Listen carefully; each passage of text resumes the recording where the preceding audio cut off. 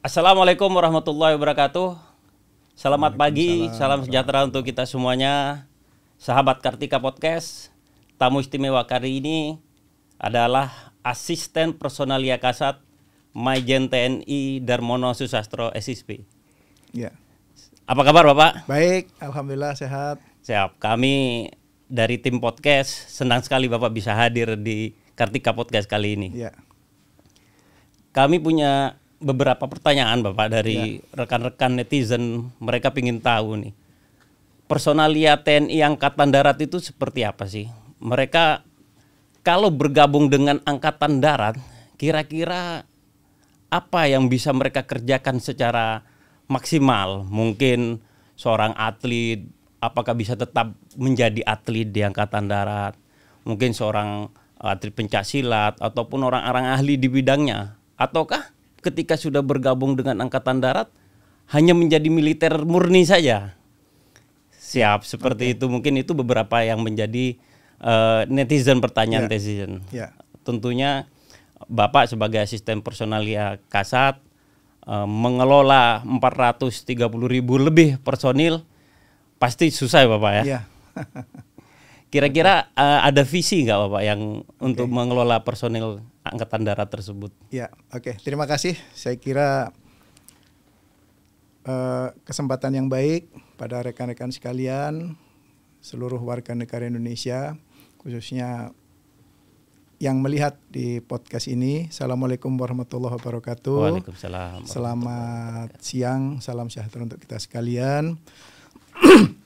Saya Mayor Jenderal TNI Darmono yang telah dipercaya oleh Kasat sebagai asisten personalia mulai tahun lalu dan sekarang sudah berjalan kurang lebih 1 tahun 1 bulan.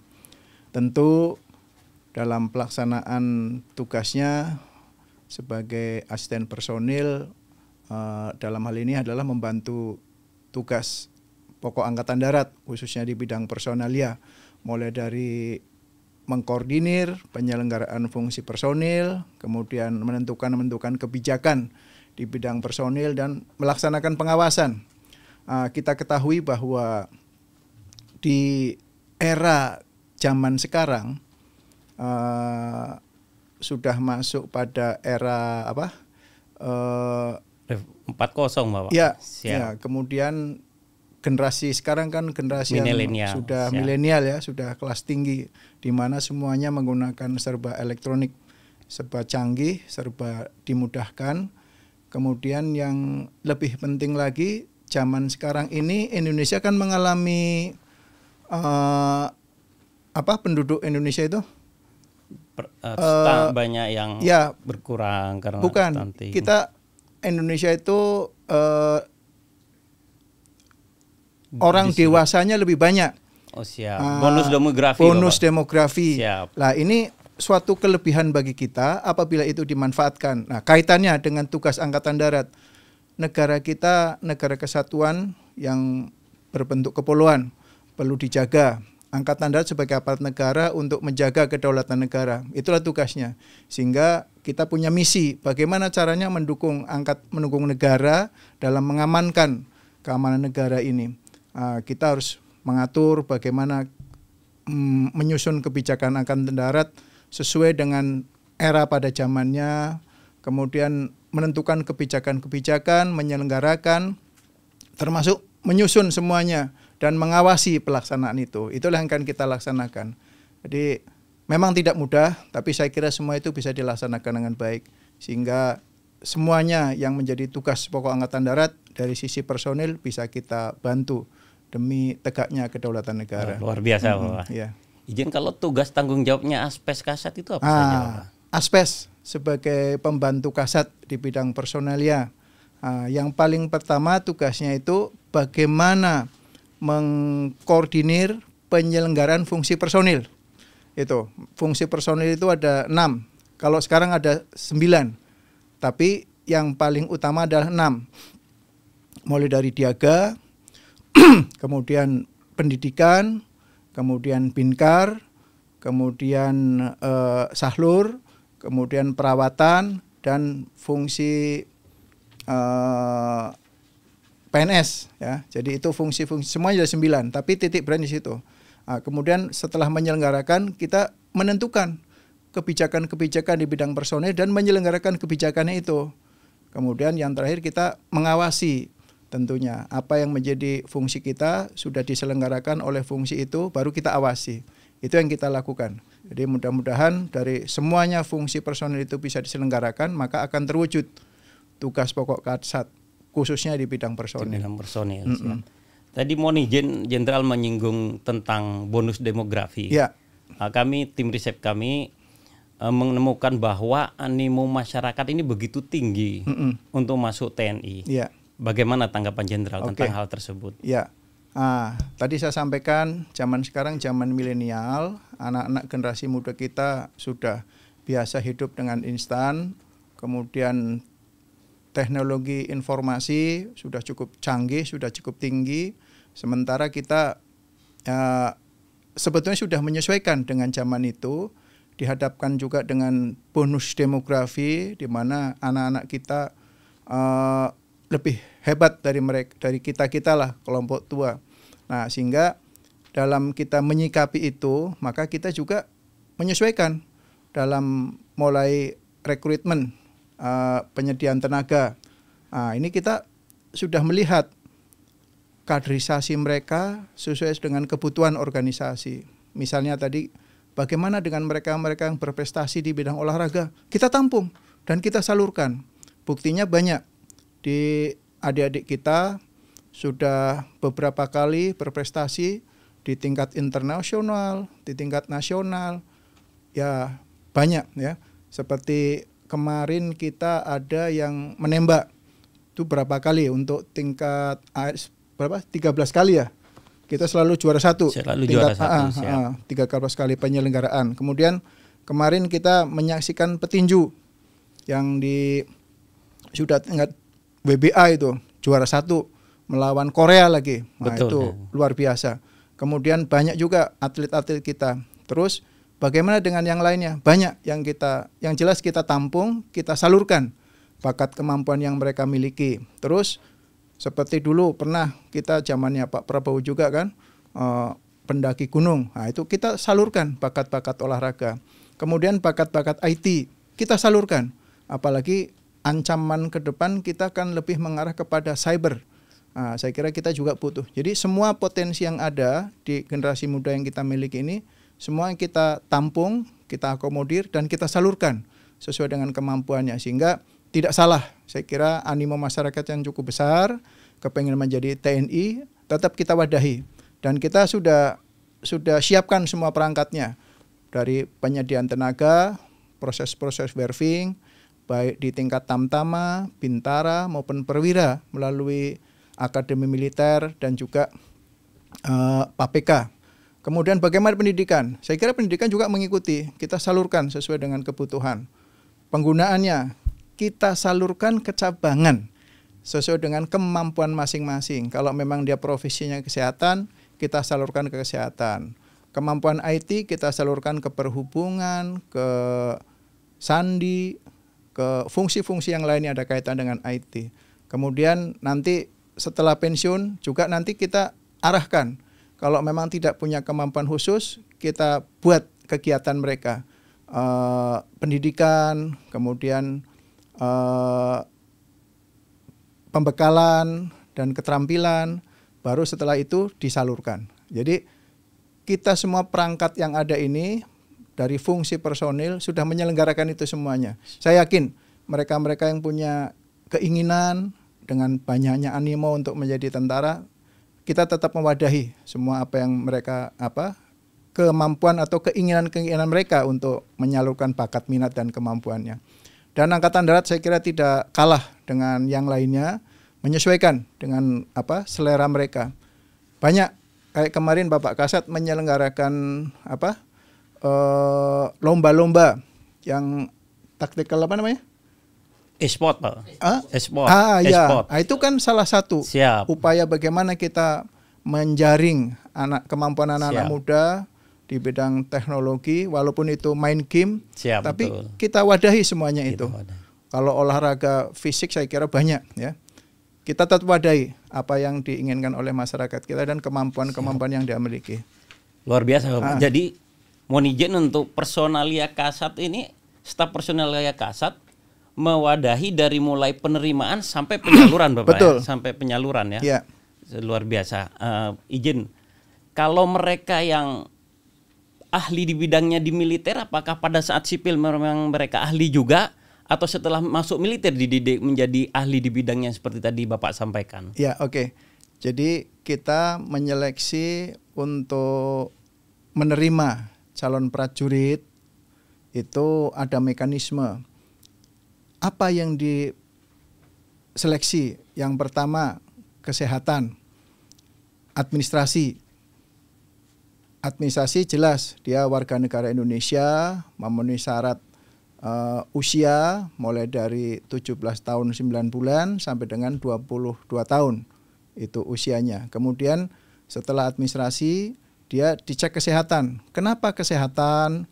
Karena diharapkan dia minimal hidup sampai dengan 10 tahun sesuai dengan ikatan dinasnya. Jadi tentara kita itu ikatan dinas selama 10 tahun. Dengan sehat ya minimal hidup 10 tahun, syukur sampai dengan akhir masa dinas dia sehat. Kemudian psikologi, kita dengan melalui tes psikologi akan ketahuan kemampuan, bakat, minat yang bersangkutan. Disitulah nanti akan ketahuan sebetulnya dia kemampuannya harus diarahkan kemana. Nah ini akan ketahuan. Orangnya cerdas pasti, karena yang kita harapkan adalah mereka punya kemampuan intelektual di atas rata-rata. Nah, sehingga praktis kalau orang yang masuk tentara, orang terpilih itu. Kemudian setelah itu dididik dari bakat, minat, dan kemampuan sesuai hasil psikologi, dididik, diarahkan ke cabangannya. Ini korpsnya apa? Dari bakat, minat, dan kemampuan, kemudian selera, karena kita kan setiap anggota kan punya keinginan, saya punya kemampuan IT, salurkan mungkin ke seni, ke hub, mungkin ke cabangan artileri, cavalry, sesuai dengan kemampuannya. Nah, setelah itu dididik Mas. Jadi dididik tujuannya apa? Untuk meningkatkan kemampuan dia sesuai dengan arahan yang kita inginkan. Nah, setelah dididik baru disalurkan, digunakan untuk satuan-satuan sesuai dengan kemampuannya dia, sesuai dengan korpsnya, sehingga diharapkan pada saat penggunaannya itu apa yang kita inginkan itu terwujud. Baru setelah digunakan menjelang pensiun, bagaimana? Ya kita lakukan pembinaan. Misalnya, dulu dia punya kemampuan ini, kita salurkan ke kementerian lembaga, seperti yang sudah kita ada kerjasama. Kemudian kalau tidak ada, kita berikan pembekalan dan keterampilan, kerjasama dengan kementerian terkait. Atau mungkin kita menyelenggarakan sendiri di satuan-satuan ada. Baru dipisahkan, dipensiunkan sesuai dengan waktunya. Luar biasa Pak. Jadi kalau yang mereka punya kemampuan tadi, umpamanya ahli IT di Angkatan Darat bisa berkarir di bidang IT tetap. Pasti. Bahkan kita kembangkan. Masih dikembangkan. Masih kita kembangkan. Ada kesempatan untuk umpamanya mengikuti pendidikan di luar negeri bidang IT gitu. Angkatan Darat bisa Pak? Bisa. Nah, kita pendidikan itu ada kerjasama. Beberapa negara yang menyelenggarakan pendidikan sesuai dengan kebutuhan. Nah, jadi kita bahkan pendidikan umum pun ada S2, apalagi pendidikan militer udah pasti. Siap. Kita ada beasiswa lagi. Yang jelas banyak kemudahan-kemudahan yang dimiliki penyelenggaraan oleh Angkatan Darat sendiri, kemudian oleh Kementerian Pertahanan, dan kita kerjasama juga dengan lembaga yang lainnya. Siap. Untuk kepentingan organisasi terbuka, apalagi mereka yang punya kemampuan pribadi, itu terbuka. Berarti peluang berkarir di Angkatan Darat dengan kemampuan di era milenial sekarang ini sangat luas. Sangat leluasa. Sangat leluasa. Betul. Angkatan Darat berarti sudah menerapkan pengelolaan personil di era milenial begitu Pak, yang 4.0 begitu. Betul. Sangat luar biasa. Kira-kira ada kesulitan nggak Bapak maksud menghadapi rekrutmen yang mereka punya kemampuan khusus itu, ada program unggulan nggak untuk kalau yang punya kemampuan nanti ada seleksi khusus atau sama semuanya atau bagaimana Bapak? Seleksi prajurit sebetulnya sama mekanismenya, tapi untuk kebutuhan organisasi kita menyesuaikan. Seperti sekarang, nah, kalau ada punya orang kemampuan khusus, ya kita tampung. Yang saat ini kita khusus, itu sementara ini menghadapi ancaman ke depan banyaknya permasalahan di bidang agama, kemudian kebutuhan organisasi kita kurang, kita menyelenggarakan Bintara unggulan itu udah pasti. Kemudian ada satu lagi agama. Secaba keagamaan, secata juga ada. Karena itu kita kan ke depan diharapkan punya tenaga-tenaga khusus di bidang agama. Kemudian kalau perwira kita sudah melaksanakan itu. Kayak kemarin kita kekurangan kemampuan agama Katolik terutama. Kita pilih dari khusus yang mereka Katolik. Kemudian Protestan kita butuh Hindu yang langka, kita ambil.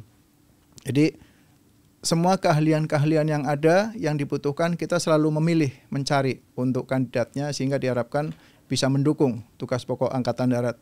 Yang jelas kalau yang punya kemampuan khusus pasti kita kembangkan. Pasti dikembangkan. Betul. Kemudian izin pola karirnya bagaimana Pak? Apakah mereka semua punya kesempatan, mohon izin nih, jadi jenderal seperti Bapak gitu? Ya, jadi kita tahu bahwa untuk menjadi prajurit itu konsepnya dari kita masyarakat ada 2 latar belakang. Siap. Yang pertama memang ada niat mengabdi. Yang kedua tentu di samping mengabdi dia sebagai pekerjaan, profesi. Nah, kedua unsur itu, kedua aspek itu bermuara kepada prestasi. Semua orang pengen berprestasi. Semua dari level dan semua latar belakang pendidikan maupun masuknya menjadi prajurit diberi kesempatan untuk berprestasi. Bagi perwira untuk menjadi jenderal bisa, dengan catatan dia memang berprestasi dalam kinerjanya, kemudian pendidikannya juga menyesuaikan, maka tahapan prestasi itu akan terwujud sesuai dengan yang diinginkan. Kemudian bagaimana kalau mereka Bintara Tamtama? Sama. Ya, kalau mereka betul-betul melaksanakan fungsi tugasnya dengan baik, kemudian tahapannya menyesuaikan, dibarengi dengan pendidikan, maka dengan sendirinya mereka akan mencapai pada puncak karirnya masing-masing. Sudah kita buktikan banyak mantan-mantan pejabat negara yang dari TNI, presiden juga ada, menteri sekarang juga banyak. Dan pejabat-pejabatnya lain, duta besar, itu semua dari mantan-mantan TNI. Jadi leluasa.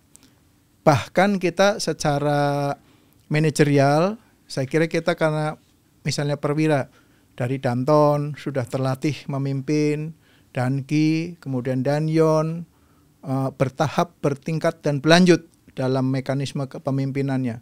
Maka dia akan lebih profesional dalam memimpin organisasi. Ini sudah kita buktikan mantan-mantan presiden yang dari TNI, mantan-mantan menteri, bahkan saat ini masih banyak yang berkiprah di pemerintahan. Ya, betul sekali. Saya kira leluasa. Sangat leluasa. Luar biasa berarti Bapak ya. Jadi Angkatan Darat sangat mewadahi lah semua keinginan. Mohon izin tadi Jenderal menyampaikan bahwa kesehatan tadi sampai 10 tahun ikatan dinas pertama diharapkan masih sehat ya, bahkan mungkin sampai masa pensiunnya ya.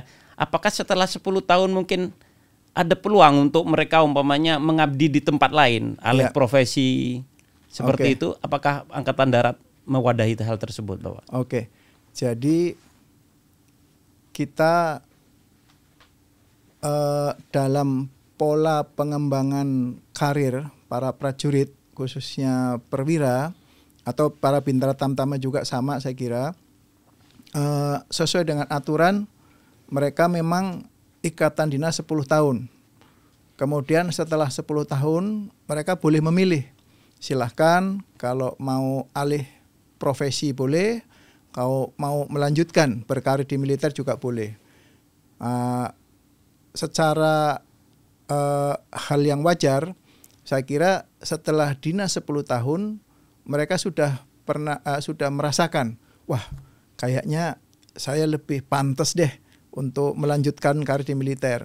Apalagi dia sudah mulai mengenali, bisa membayangkan kayaknya saya mampu ke sana, maka diberi kesempatan.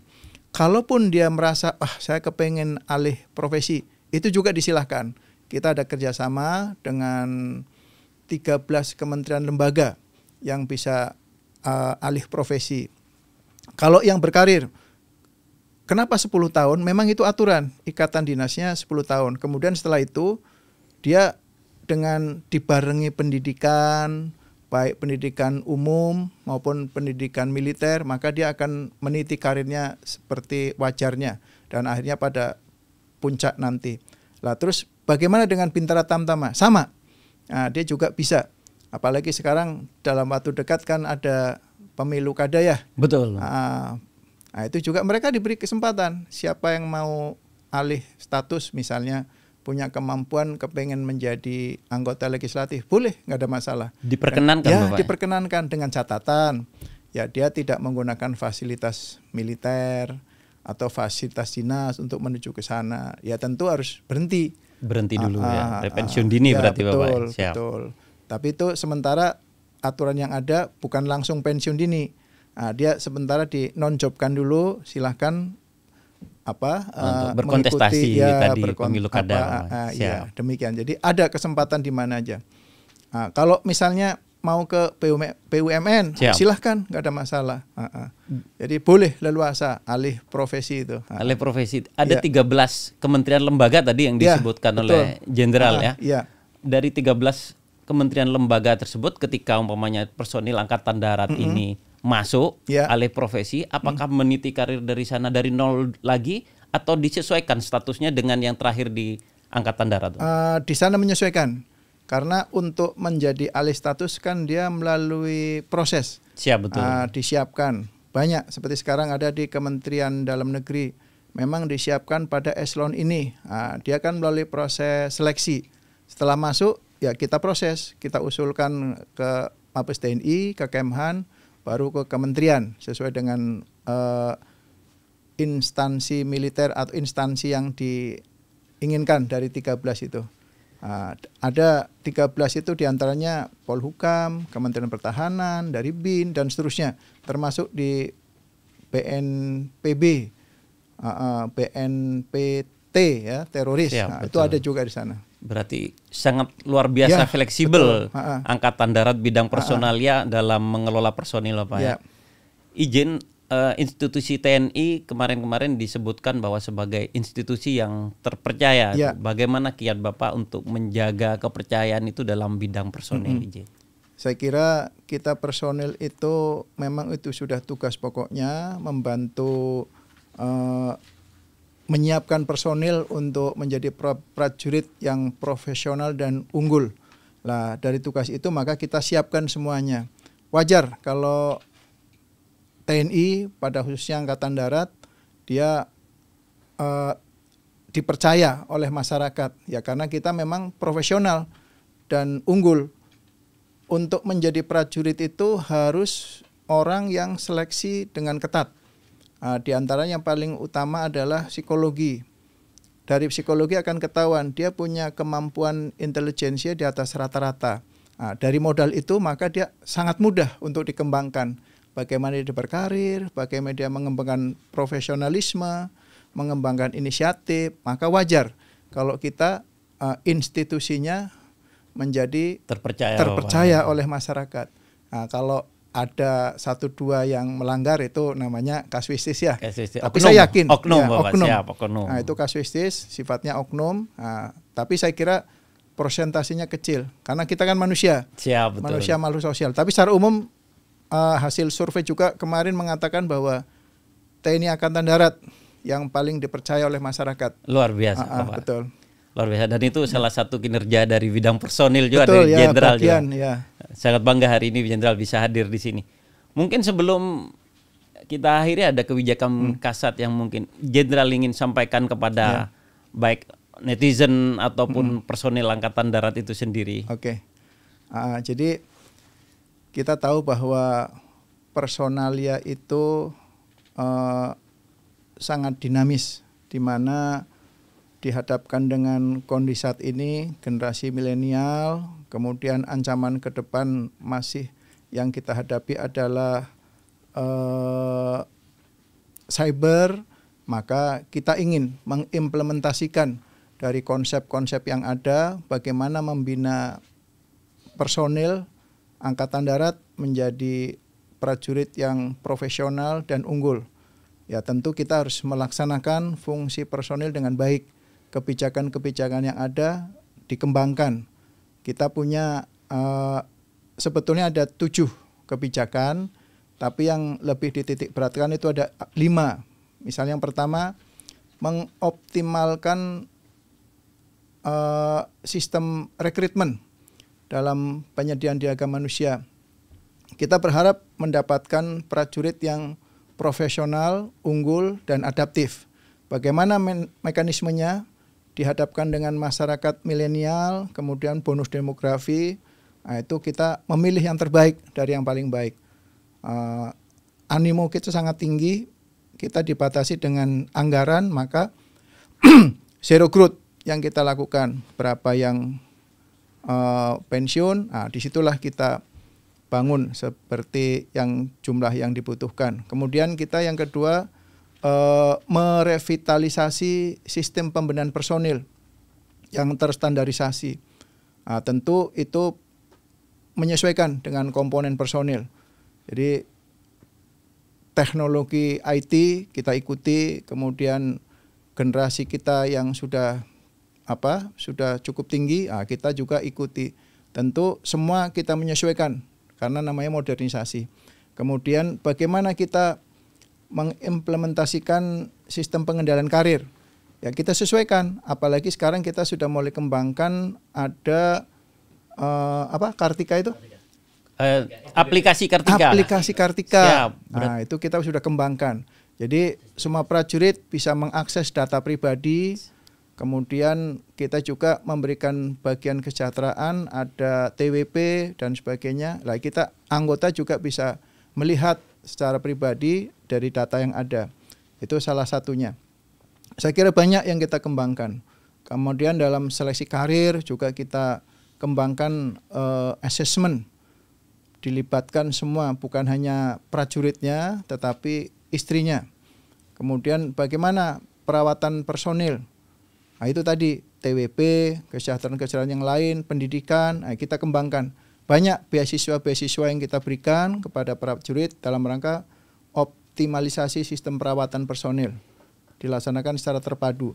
Kemudian merevitalisasi pola pemisahan dan penyaluran. Saya kira kita sudah dilakukan kerjasama dengan kementerian lembaga untuk menyalurkan mereka. Sebetulnya kalau kita boleh jujur, pensiun usia perwira 58 siap. Itu masih energik itu. Betul, saya ya lihat kan? jenderal larinya masih kenceng saya lihat itu. Saya lihat misalnya Pak Luhut dengan usia 74, Pak Prabowo masih energik. Siap, betul. Karena apa? Dengan makin tingginya usia, dia makin bijak dalam pengambilan keputusan. Secara fisik kita orang yang terlatih, rata-rata masih sehat, masih energik. Kemudian secara intelektual, dari sisi moralitasnya dia akan lebih bijak dalam pengambilan keputusan. Saya kira kita masih memungkinkan untuk dilakukan pemisahan dan penyaluran. Nah, itulah yang kita lakukan. Mudah-mudahan generasi kita TNI Angkatan Darat ke depan menjadi lebih baik. Amin. Masih siap. mampu untuk dimanfaatkan negara dalam berkiprah membantu menyelenggarakan program pemerintahan. Nah, demikian. Siap, terima kasih Jenderal, sangat luar biasa. Mohon izin, apakah ada harapan dari personel ya Kasat mungkin, Jenderal? Ya, terima kasih. Saya kira sudah cukup panjang lebar. Tadi kita membahas tentang bagaimana personalia Angkatan Darat. Kita Angkatan Darat berharap bahwa ke depan Angkatan Darat lebih profesional, lebih unggul, lebih adaptif. Tentu dengan kondisi yang ada saat ini, kemajuan ilmu pengetahuan dan teknologi yang sudah cukup canggih, kemudian pengaruh global, pengaruh regional, dan pengaruh nasional yang ada, saya berharap bahwa ke depan prajurit Angkatan Darat dan keluarganya mampu mendukung tugas pokok Angkatan Darat dalam menjaga kedaulatan negara. Amin. Kemudian prajurit juga kita dan keluarganya tetap sejahtera, karena harapan masa depan bagi kita, kalau kita sejahtera maka akan bisa mendukung tugas pokok Angkatan Darat. Saya kira demikian. Demikian sahabat Kartika Podcast, bincang-bincang kita dengan Asisten Personel Kasat Maijen TNI Darmono Susastro. Bergabung dengan Angkatan Darat sangat terbuka peluang untuk berkarir dan sangat fleksibel sesuai dengan kemampuan masing-masing. Terima kasih banyak atas informasi yang diberikan Jenderal. Semoga bermanfaat bagi sahabat Kartika Podcast. TNI AD di hati rakyat.